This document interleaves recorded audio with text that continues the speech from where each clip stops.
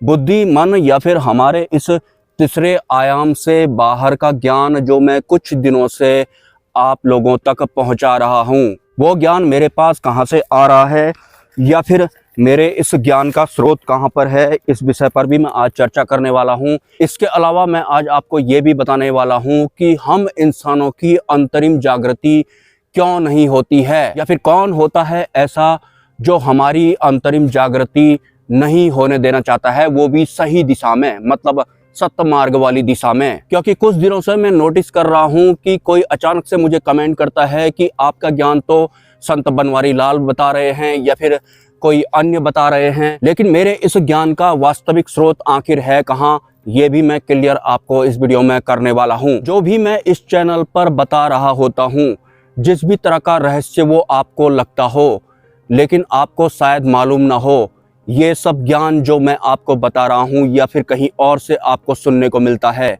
ये ज्ञान आपके पास भी है या फिर ये रहस्य आपके ही इस शरीर में एक व्यवस्था है, उसे सब कुछ पता है, वास्तविक परमात्मा के बारे में भी और डुप्लीकेट परमात्मा के बारे में भी। और ये भी पता है कि अंतरिम जागृति हमारी क्यों नहीं होने दी जाती है, कौन रुकावट डालता है। आप में से बहुत सारे लोगों के दिलो दिमाग पे ये सवाल होंगे कि जो भी मैं परमात्मा या फिर जिद्दी काल पुरुष के बारे में बताता हूँ, ये सारा रहस्य अगर हमारे भीतर भी है तो ये हमें पता क्यों नहीं लगता है। ये सभी रहस्य जो मैं बता रहा होता हूँ, ये मुझे कैसे पता लग जाता है, आखिर मेरे भीतर इसका स्रोत कहाँ पर है। तो जैसा कि मैंने अपने बहुत सारे वीडियोज में बताया था कि हम इंसानों का पहला शरीर वास्तविक परमात्मा द्वारा बनाया गया है। हमारे पहले शरीर का मतलब जानते हैं आप, जब ये श्रापित सृष्टि की शुरुआत नहीं हुई थी, जब काल पुरुष को टर्मिनेट नहीं किया गया था, या फिर जब बुद्धि और मन आकर्षण या फिर सम्मोहन का काम नहीं किया करते थे, जब हम वास्तविक परमात्मा की सृष्टि में हुआ करते थे या फिर हम पूर्ण आनंद में हुआ करते थे, तो वहां पर जो भी हो रहा होता था वो हमारे इसी पहले वाले शरीर को पता है और आज भी पता है। लेकिन अब हमें पता क्यों नहीं लगता है, इस बारे में भी आपको मैं बताने वाला हूं। तो परमात्मा द्वारा बनाए गए हमारे पहले शरीर को सब कुछ पता है, इस श्रापित सृष्टि के बारे में भी, उस श्राप के बारे में भी, और किस तरह से बहुत सारी आत्माओं को काल निरंजन के साथ टर्मिनेट किया गया था। वो सारे रहस्य जो हैं हमारे पहले शरीर को पता है। मतलब अहंकारी जिद्दी काल निरंजन जो कि अपनी सृष्टि बनाना चाहता था, उसके जो भी रहस्य हैं वो सब हमारे पहले शरीर को पता है, वो आपको भी पता है। तो आपके उस पहले वाले शरीर को जागृत नहीं होने दिया जाएगा, जिसे कि अंतरिम जागृति कहते हैं। आप दूसरे, तीसरे या फिर चौथे शरीर को जागृत जरूर कर लेंगे कि हमारे पहले शरीर के अलावा जो हमारे अन्य शरीर हैं वो काल निरंजन वाली व्यवस्थाओं द्वारा बनाए गए हैं। और अपनी एक अलग सृष्टि बनाने के घमंड में जब काल निरंजन ने बहुत सारी आत्माओं को आकर्षित कर लिया था और इस तरह की कुछ सृष्टि बना दी थी और हमारा भी कुछ इस तरह का शरीर बना दिया था। ये हमारे पहले शरीर के ऊपर जो बहुत सारे शरीर बनाए गए हैं, ये हमारे पहले शरीर को ढकने के लिए बनाए गए हैं, ताकि वो एक्टिवेट हो ही ना और काल निरंजन की वास्तविकता हमें पता लगे ही ना कि ये कोई परमात्मा वगैरह नहीं है, परमात्मा द्वारा इनको टर्मिनेट किया गया था। तो जब तक आपका पहला शरीर जागृत नहीं होगा, आपको ये पता नहीं लगेगा जिसे हम परमात्मा मानते आए हैं वो परमात्मा नहीं है, वास्तविक परमात्मा द्वारा निकाल दिया गया था। और उसके साथ में हमें भी निकाल दिया गया था, क्योंकि हम भी आकर्षित हो गए थे। लेकिन तब भी काल निरंजन ने इस तरह की सृष्टि तो बनाई, लेकिन वास्तविक सत्य से वो हमें दूर ही रखना चाहता है। मतलब वो कभी नहीं पता लगने देना चाहता है कि मैं परमात्मा नहीं हूँ या फिर मुझे वास्तविक परमात्मा द्वारा निकाला गया था। इस वजह से किसी भी इंसान की सही दिशा में अंतरिम जागृति होती ही नहीं है। और जो ये अध्यात्म है, इस अध्यात्म के बारे में मैं आपको थोड़ी देर में बताऊंगा। पहले मैं आपको ये बता देता हूँ कि मैं अक्सर अपने वीडियोज में आपसे बोल रहा होता हूँ कि अगर आपको परमात्मा से बात करनी है तो आपको बुद्धि और मन में जो भी होता है उसे साइड में रख देना है, और जिस भी तरह की इच्छाएं या फिर आंतरिक व्यवस्था आपकी होती हैं जो कि हम इस वाली सृष्टि में इस्तेमाल करते हैं, उस व्यवस्था के साथ आपको परमात्मा से बात नहीं करनी है। क्योंकि बुद्धि और मन काल निरंजन के होते हैं और हमारा अध्यात्म भी ये इन्हीं के अंडर में करवाता है। मतलब हमें एक अध्यात्म दिया गया है जो कि प्री प्लान्ड अध्यात्म है। ये जो भी अध्यात्म का इस्तेमाल आप करते हैं, इसकी असलियत भी यही है। ये वास्तविक परमात्मा का अध्यात्म नहीं है। मेरे को जो भी ये काल निरंजन के बारे में या फिर वास्तविक सत्य के बारे में या फिर फोर्थ डायमेंशन के बारे में भी मुझे कुछ पता लगा है, जो मैं आपको थोड़ी देर में बताऊंगा। मैंने थोड़े दिन पहले एक अनुभव शेयर किया था कि एक सिद्धि जैसी मुझे दिखाई पड़ी थी, जो कि 1 2 3 4 करके गिन रही थी। वास्तव में मैंने उस अनुभव को तोड़ मरोड़ के पेश किया था। वो ये बता रही थी कि मैं फोर्थ डायमेंशन से बिलोंग करती हूँ, क्योंकि फोर्थ डायमेंशन में जो भी जीव होते हैं उनमें एक क्वालिटी होती है कि वो किसी भी रूप में हमको कुछ भी दिखा सकते हैं और कुछ भी सुना सकते हैं। और जो रूप वो बनाकर मेरे सामने में आई थी, उस इंसान को मैं अच्छी तरह से जानता हूँ, लेकिन उस इंसान का फीमेल स्वरूप लेकर के वो आई थी और मैं बिल्कुल उस दृश्य को देख करके हिल जैसा गया था। क्योंकि जैसे मैं आपको आदमी दिखाई दे रहा हूं, तो मेरा ही फीमेल स्वरूप बना करके अगर कोई आपको दिखा देगा तो आपको कैसा लगेगा। तो कुछ इस तरह का वो दृश्य था, लेकिन वो साफ साफ सिग्नल था। वो उसने अपनी कोडिंग रिवील की थी कि 1 2 3 4 का मतलब है कि मैं फोर्थ डायमेंशन से ताल्लुक रखती हूँ। और फोर्थ डायमेंशन में जो भी जीव सर्वाइव करते हैं उनके पास ये खास क्वालिटी होती है। वो जिस चाहे उस स्वरूप में आपको जैसा चाहे वैसा दिखा सकते हैं और सुना भी सकते हैं वर्बली। वास्तविकता अगर आपको मैं बताऊं तो सत्पुरुष का शिष्य होने के नाते या फिर अंतिम गुरु का शिष्य होने के नाते भी मुझे जो भी अपने आप पता लगता है वो मेरे वही पहले वाले शरीर की वजह से पता लगता है, और वो शरीर आपके पास भी है। मतलब ये सब कुछ जो मैं आपको बता रहा हूँ ये सब आप भी जान सकते हैं, लेकिन अंतरिम जागृति आपकी नहीं होने दी जाती है। आपकी अंतरिम जागृति अगर हो गई तो आपको वास्तविकता पता लग जाएगी अपने वाले भगवान या फिर अपने वाले परमात्मा की, कि ये तो वास्तविक परमात्मा नहीं है, इनको तो वास्तविक परमात्मा ने निकाल दिया था। लेकिन जिद इनकी कुछ ऐसी ही थी कि ये सब हम भी करना चाहते हैं, हम भी ये सब जानते हैं, हमारा भी कुछ होना चाहिए। और काल निरंजन ने परमात्मा की सृष्टि में मनमानी करना भी शुरू कर दी थी, निर्माण करना भी शुरू कर दिया था। और बुद्धि और मन किस तरह का निर्माण करते हैं आपको पता ही है। और ऊपर से वास्तविक सत्य या फिर परमात्मा सिर्फ एक ही है, वो पूर्ण है। उनके अलावा जो भी हैं उनके पास वो पूर्णता नहीं होती है, भले ही वो परमात्मा की संतान ही क्यों न हो। तो काल निरंजन के पास सृष्टि चलाने के लिए पूर्ण रूप से काबिलियत भी नहीं थी, लेकिन फिर भी अपनी जिद में उन्होंने इस तरह की सृष्टि बनाई थी। वास्तविक परमात्मा के सामने ही हमको भी बहलाया और फुसलाया गया था, ब्रेन का इस्तेमाल करके या फिर मन का इस्तेमाल करके। हिप्नोटाइज भी बहुत सारी आत्माओं को किया गया था। तो परमात्मा के पास कोई दूसरा रास्ता था ही नहीं। और परमात्मा ऐसे हैं, वो किसी को भी रोकते नहीं हैं, जो जो चाहता है वो उसे वैसा दे देते हैं, और वही सब उन्होंने दिया तो है। लेकिन काबिलियत काल पुरुष के पास पूर्ण रूप से नहीं थी। और परमात्मा की एक खास बात और है, वो जो भी बनाते हैं उनकी हर एक व्यवस्था अमर होती है, कि कभी मृत्यु नहीं होती है। और जो काल पुरुष बनाते हैं उसकी हर चीज की मृत्यु होती है। ये शरीर भी उन्होंने बनाया है तो इसकी भी मृत्यु होती है, लेकिन पहले शरीर की मृत्यु नहीं होती है, उसे ही एक्टिवेट करना होता है। वहीं से मेरे पास ये ज्ञान वगैरह आता है, ये सब आपके पास भी है।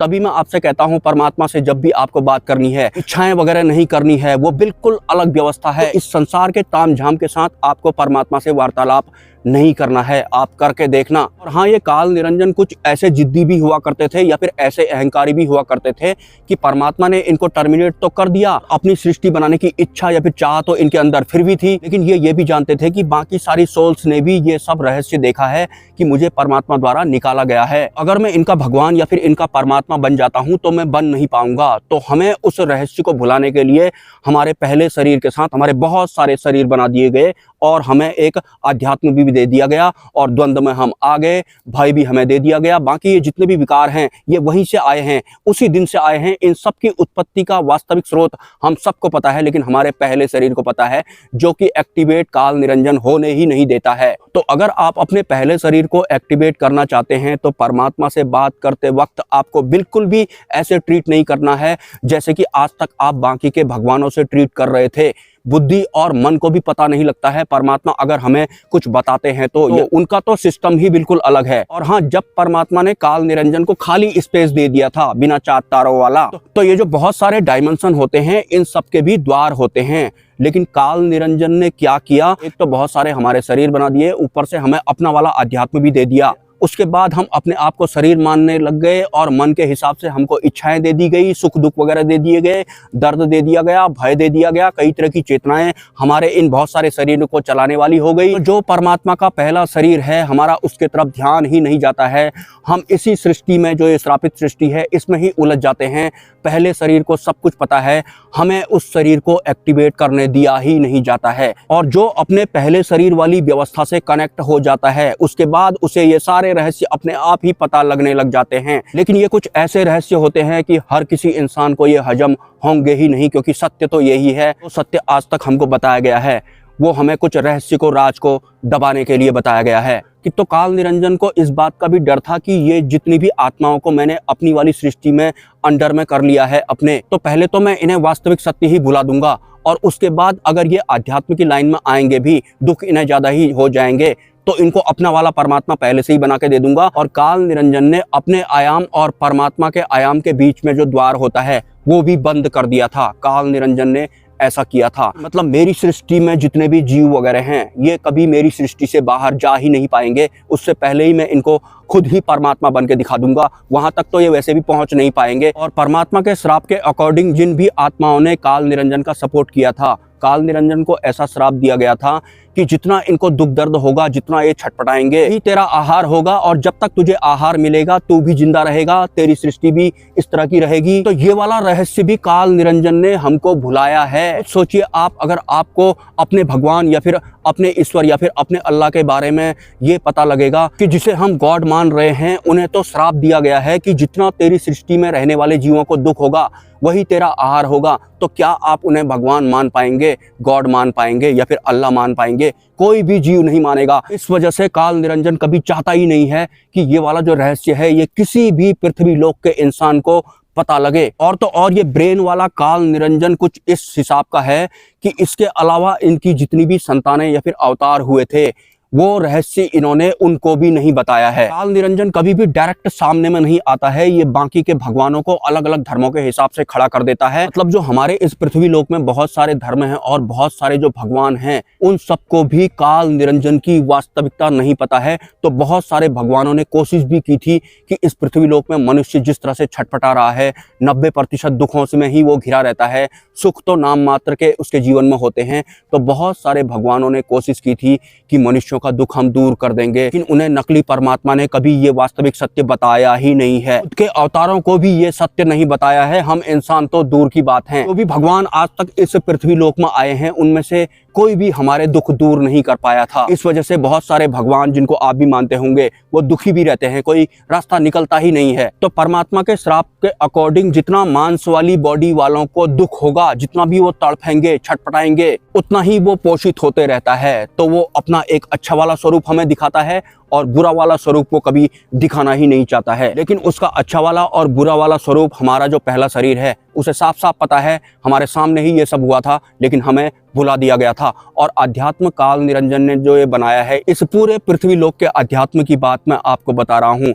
जो भी अध्यात्म आप करते हैं, भले ही आप किसी भी तरह से अध्यात्म से जुड़े हों और आपको लगता होगा कि मेरी जिंदगी में जो भी चल रहा है एक दिन वो सही हो ही जाएगा, वास्तविकता इस अध्यात्म की मैं आपको बताऊं तो अध्यात्म सिर्फ इसलिए बनाया गया है कि अगर हम इंसानों को इस श्रापित सृष्टि में बहुत ज्यादा दुख हो जाता है, जो कि हमें बर्दाश्त नहीं होगा, बुद्धि को बर्दाश्त नहीं होगा, या फिर मन के अंदर हमारे कुछ भी हो सकता है, तो अगर हम पागल हो जाएंगे, तो जो जीव या फिर जो इंसान पागल हो जाता है, उसके बाद वो इस दुनिया में जो भी करता है, उसका दुख काल निरंजन का आहार नहीं बन पाता है। तो सिर्फ और सिर्फ हम पागल ना हो, इस वजह से ये अध्यात्म बनाया गया है।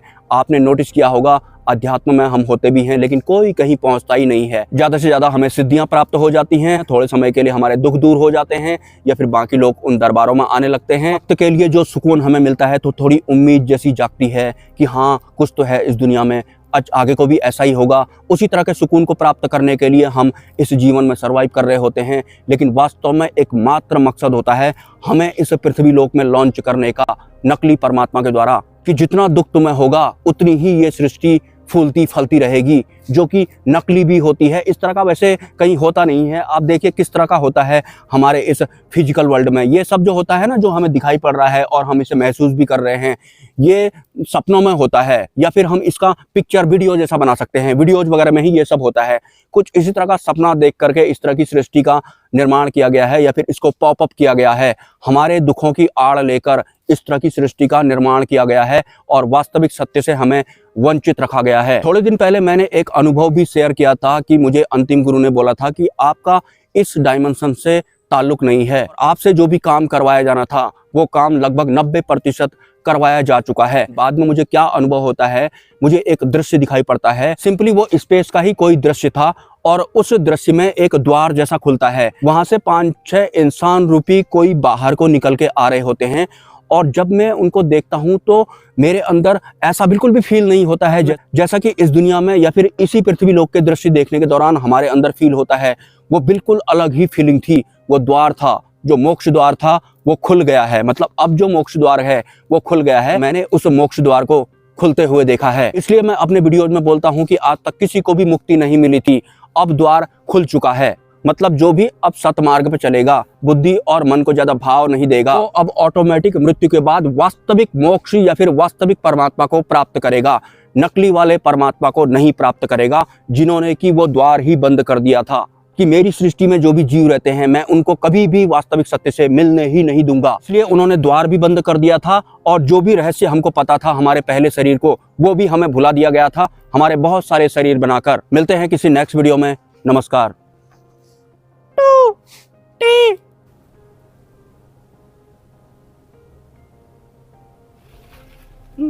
ये अकेला आया है, इसको एक बिस्कुट दे दिया मैंने, रोटी नहीं लाया, मैं आज भूल गया था।